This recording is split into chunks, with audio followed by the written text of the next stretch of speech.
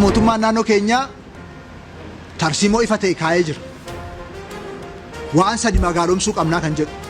Tokkoffaa nama magaalomsuu qabnaa.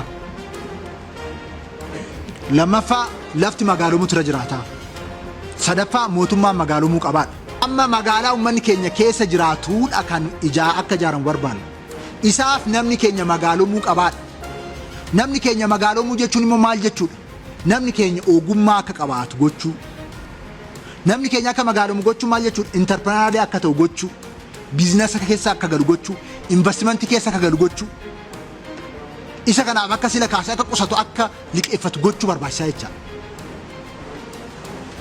Kanaaf magaalaa namni keenya keessatti magaalomne hin barbaannu jechaadha.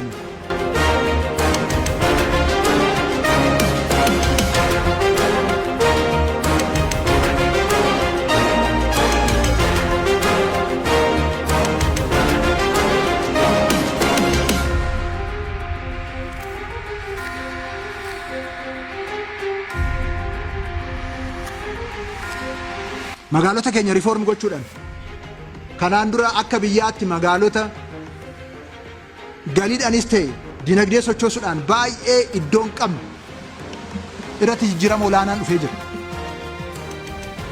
Magaalota gurguddoo master plan hundeessuun danda'amee jira. Adaamaa, Bishooftuu, Shaashamannee,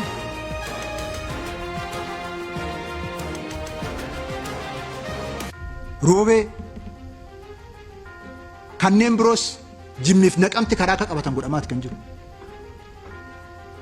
Magaalonni kaanis amma haaromeetti jiran fedhii fi faayidaa uummata keenyaa karaa mirkaneessuu danda'aniin, diinagdee karaa uumuu danda'aniin, diinagdeen uumamu sun immoo karaa uummata keenya giddu galeessa godhateen akka deemuuf hojii bal'aan hojjetamee jira.